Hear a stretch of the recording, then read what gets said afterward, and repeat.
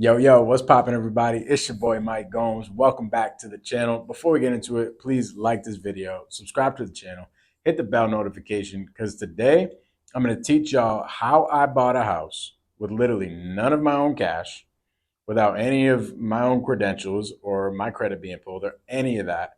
And the whole cool thing about it is that I ended up getting paid at close to buy the house. Like my name went on the deed and I ended up receiving a check. That's how crazy creative finance is. Now, this is going to be a video of me teaching the Blueprint community all about what went on in the deal. So let's just get right into the video. With Ursio. So with Ursio, that's our seller. I said, hey, we have a $25,000 reinstatement in order to stop your foreclosure from happening. Okay, she's like, Mike, I had this property. I bought this house with the intention of moving to Arizona. She's actually from Boston. She said, with the intention of moving from Boston to Arizona with my boyfriend, and we broke up. This was 2 years ago. 2 years goes by. Obviously, they broke up. She never moved there, not once. The carpets on, like, from when she bought the property were still vacuums. Like, she didn't live in there once. Nobody has been in there for 2 years. So she ends up telling me that she didn't move out there and just stop paying the mortgage completely. That's why she's in foreclosure. So we catch up the arrears. We list the property on the market. We do a couple of repairs before we listed it on the market, and it didn't sell. So here's the cool thing about creative finance. And Jake, this is one of the biggest lessons from what I was saying earlier. At this point, when we had to get the foreclosure stopped and everything like that, the seller has trusted me so much, like so much. I have full trust in the seller. The seller will literally agree to anything I say because I've built so much trust and credibility during the process. So here's what happened. Dude, we list this property on the MLS. We have a private money loan due in 3 months. Okay. Property doesn't sell, but the private money loan is still due. And I'm like, crap, what the heck do we do? Are you guys following me? I have a question. Yeah. So when you catch up the arrears, it's still on, basically you're trying to do a novation of this list that you have and lock it up as a. That was the goal. Yeah. So- But how do you structure that in the contract that you're gonna catch up her arrears and then. I'm not, So arrears is 25K, which means she owes 25,000 bucks to the bank in 5 days, or else the county comes over, the sheriff comes to the property and takes over her house, and she's in foreclosure, screws her credit over, she's screwed. So I told Ursio, we'll come up with a 25,000 bucks to reinstate your loan, and then we're gonna list the property and you'll get, this property off your hands once we sell it on the market. She's like, okay, great. But what was your question? How we? basically like, how did you structure, like, you paid the arrears, I get Yep. that, and then. What was like, basically the breakdown of the deal? Like, what would she walk away with and what would you walk away with from doing a novation? Novation, nothing. That's just She how we would get nothing. Yeah, Okay. well, she just could, doesn't get foreclosed on, but you gotta make Exactly. sure that you told her you can walk away, you're just not gonna have a foreclosure. exactly, yeah. And that's just part of the negotiations, Yeah, no, right? that's what I was asking, you just negotiated. So like I got her on the phone and I said, hey, what are you looking to accomplish here? What are you trying to do? And when the conversation came up with like cash in her pocket, she's like, Mike, I don't want anything. I just don't want this property on my record. So I'm like, okay, great. Perfect. So, great question. We catch up the arrears of 25,000 bucks, but we bring a private money lender in to do this. So this private money lender comes in. And we owe the private money lender 25K plus an extra 11 grand because they're agreeing to do the novation with us pretty much. So we owe them $36,000 in 3 months. Cool.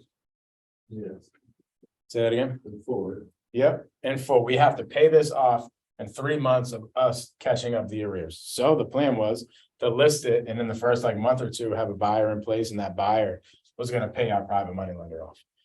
Now we listed it, it didn't sell. Okay, because of the market shift in Arizona, if you guys haven't heard, in Arizona, they had like the biggest market shift of the whole entire nation. So it didn't sell. Now we're sitting here like crap. We owe $36,000 to our private lender in like 3 weeks now. Not looking like we're gonna find a buyer. We didn't have any showings really. We had like one offer. It was a cash offer that didn't make sense for us. So we're like, okay. I call Ursula up and I say, Ursula, we have a problem. And I didn't say it like that. I said, hey, Ursula. So good news is we have some solutions. Bad news is we've just had a tough time getting this thing off on the market, which is fine. We ended up figuring it all out. This is after I had built so much trust with her and credibility with her. I just said, hey, here's what is going to happen. Instead of us listing the property on the market, we have this $36,000 that we got to pay, and we planned on paying it from the marketplace.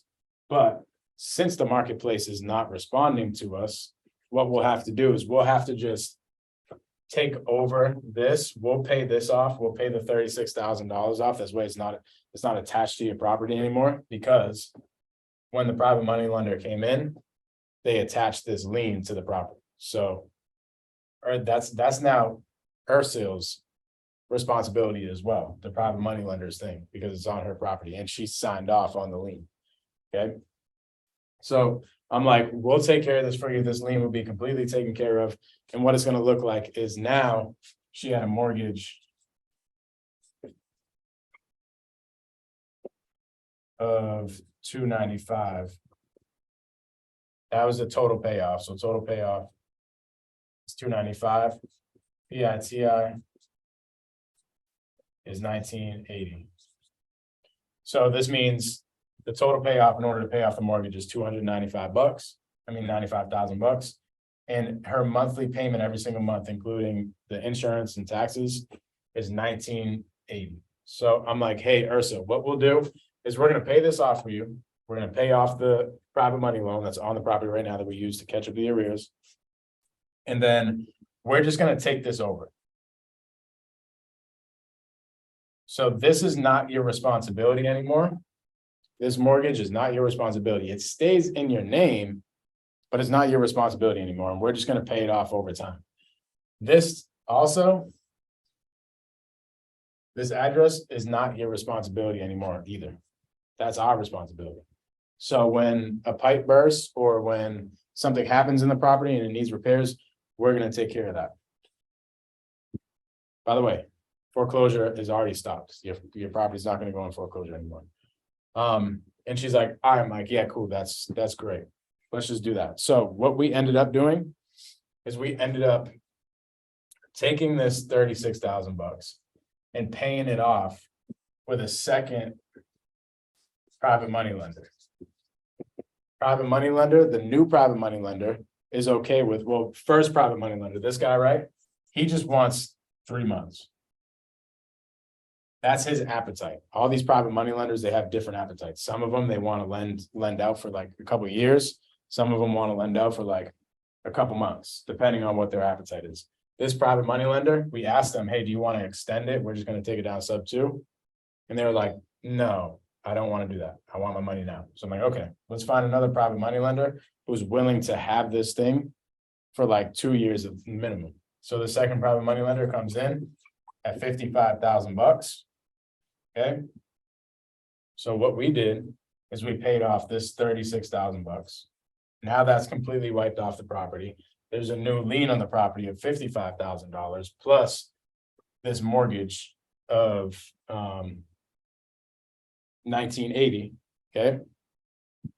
So every single month we're going to have to make this payment and this payment. This payment every single month is $650 plus 1980.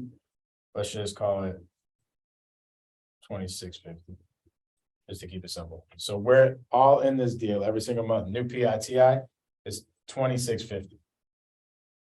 Does she owe $295 on the property? Mm-hmm. So the 295 is still on the property as we speak. So at the moment, the liens that are on the property are the 295, right? The first mortgage, and then the $55,000. And now this address is in our name. So we now own this address and we owe the first mortgage and the second lien, $2,650 in total every single month. What was the property value? What is the property like valued at? Like if we listed it on the market, after repair value, like all on the market, fully renovated and stuff is $375. So we listed it at $375. But here's what you want to look at. Here's one of the big lessons for novation agreements, right? And this is why it didn't work. The property is worth $375, and we pretty much had it under contract, right? At like $336. So we would have made like 10 grand. You see what I mean? Do you see why it would have been $336 total payoff? $295 plus the $36,000 plus some closing costs and everything like that, right? So we would have made like 10 to 20 grand on the novation agreement. But when you're doing these deals, especially novations, you want to look at the days on market. You don't only want to just look at the ARV, and that's where we failed. We failed to look at the days on market here. The days on market is like freaking like 3 to 6 months. So if we kept this thing listed, plus we listed it in the worst time possible during the holidays and everything, there's nobody in Arizona buying houses during those times. So we just listed at a very bad time and didn't realize that the days on market were much longer than we expected. So that's where we failed. But You turn into short-term rental, right, not long-term. That's Yep. why you raise the extra money to So- furnish it. Yep. So here's what happens, right? Here's the freaking cool thing. We bring this private lender in the deal. So let's look at this. What do we have to pay off? $36,000, right? But there's closing costs and stuff. Closing costs equaled, I think, like $3,500 in order for us to close on it. So we end up walking away. Like I literally get a wire sent to my account for 16.7. So I literally made $16,000 to buy a house. I got paid to buy a house pretty much. Did you come up with that 55K? It's not the number you asked for. Oh, yeah. That's what, so when we reach out to the private money lenders, we come up with the money that we're asking for. You see what I mean? Yeah, so that 36K all went to pay off the arrears. And then that 55 is like covering that 36K that you'll pay back 650 a month. And then you have an extra 67 on top of that. Yep. Gotcha. So we take this $16,000 and we now furnish the property. So we furnish the property for Airbnb. And Airbnb makes $4,000 per month. Is that the only real option? Like our long-term tenants paying around, 2050 or 2650? So the long-term rental would have been, so Keith is asking, hey, what happens if you just put a long-term renter in there and didn't do an Airbnb? We'll get like $2,500. Which, what the rents are all around Arizona? yeah, so the realtor does long-term rentals that I was working with, and he ran comps for us for long-term rentals and everything like that, would be at $2,500 a month, which obviously doesn't cover our full PITI, but worst case scenario, you gotta think about all the benefits for buying a house. Yeah. It's not just this cash flow. Cool, like this is cool, $4,000 a month and $2,650. You do the math, it's like $1,300, right? That we're gonna cash flow. We subtract our property management and rainy day type of money and all that type of stuff, like we factor in all that. So we're gonna be cash flowing probably somewhere between like $800 and $1,000 a month after everything is paid off and stuff. And we have all of our ducks in a row.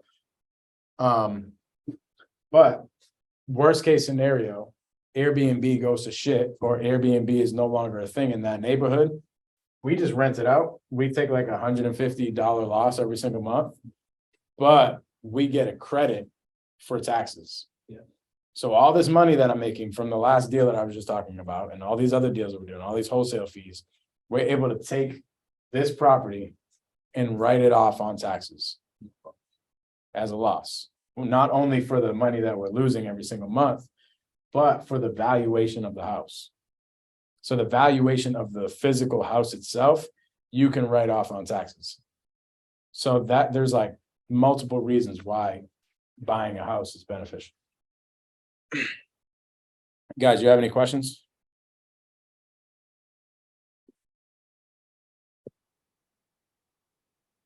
So biggest lesson on this one is trust. Complete trust. Like that's the biggest lesson. The first lesson for the first property that we went over was follow up is super key and getting eyeballs on your wholesale deals. The lesson on this one is just trust. I had to have full trust in Ursil, the seller, in order to get this deal done. And I also had to have full trust in order to raise the private money, both times.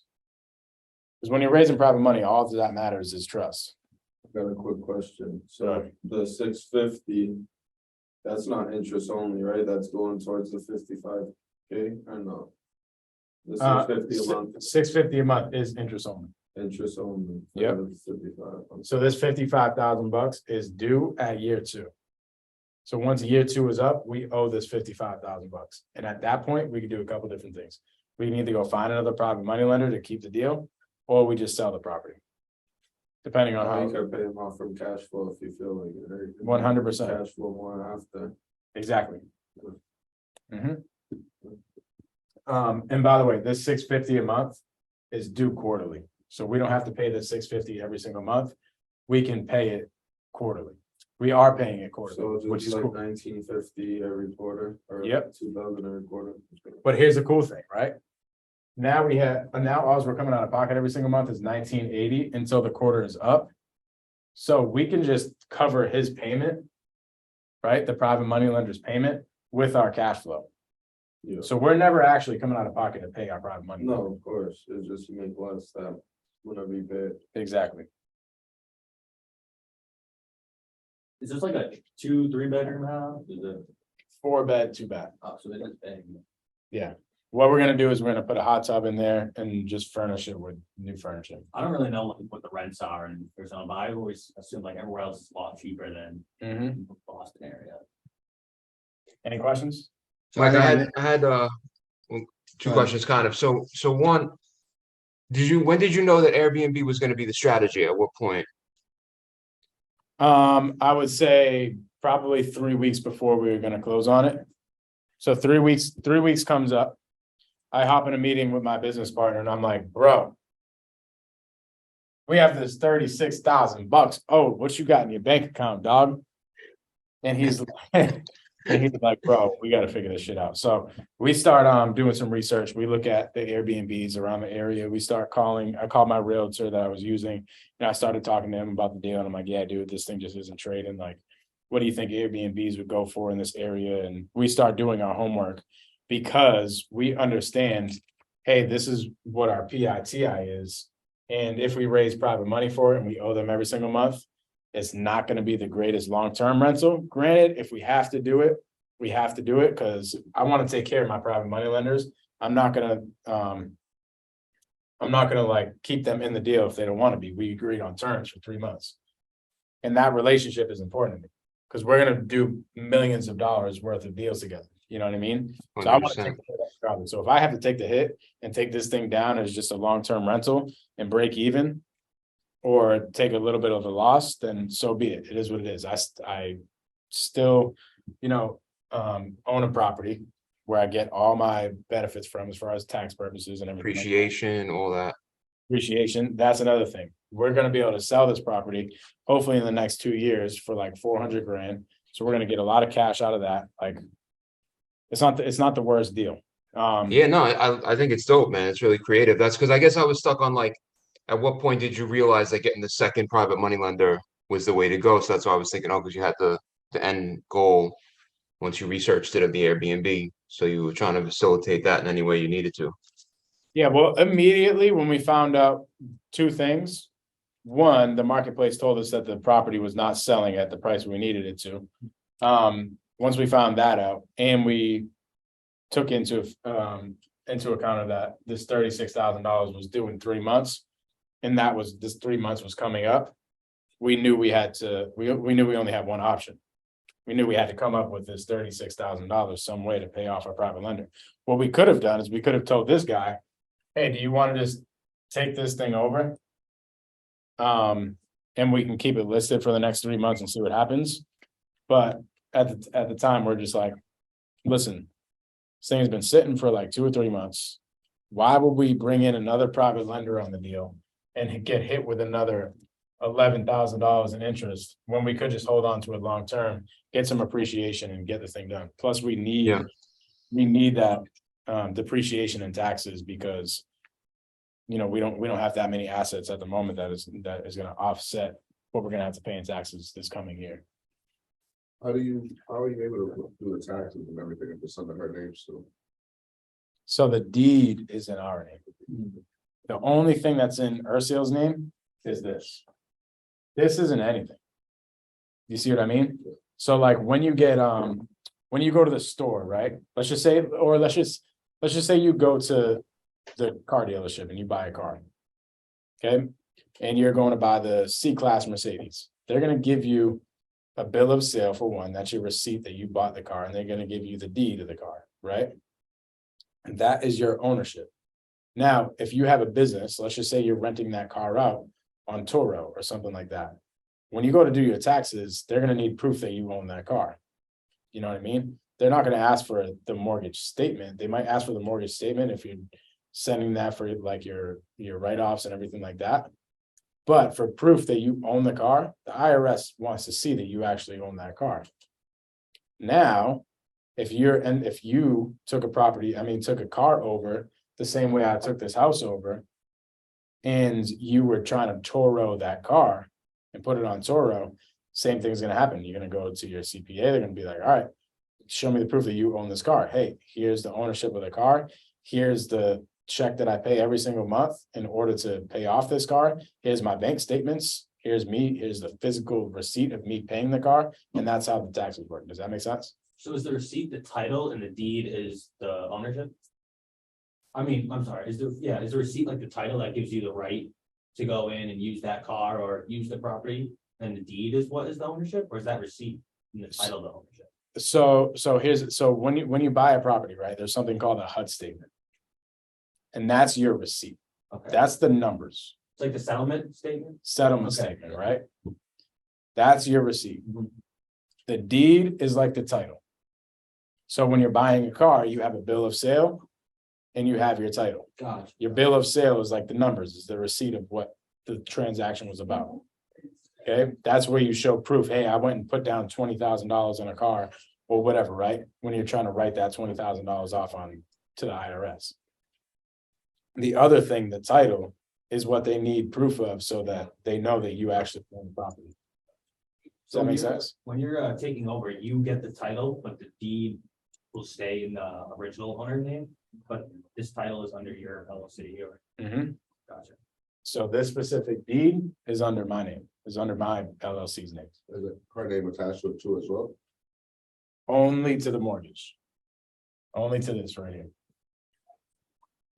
So if like for some reason you stopped paying or anything, it would just go back to her, all the renovations you've done would stay in the property, so. Yep, so let's just say the event I fall off the face of the earth. And I'm no longer here to make the payments. She can just get the property back. And she'd have everything that you did to it and all that stuff. She would have the loan pay down. If she wanted to sell the property, she'd get the appreciation and all that type of stuff. For like this property, I know you're saying that you're taking like a small loss every month, but. Couldn't in like 2 or 3 years when the rents raise and your PITI is a fixed amount, wouldn't you be able to, then maybe make a profit off it? Yeah, there's never a bad time to buy real estate.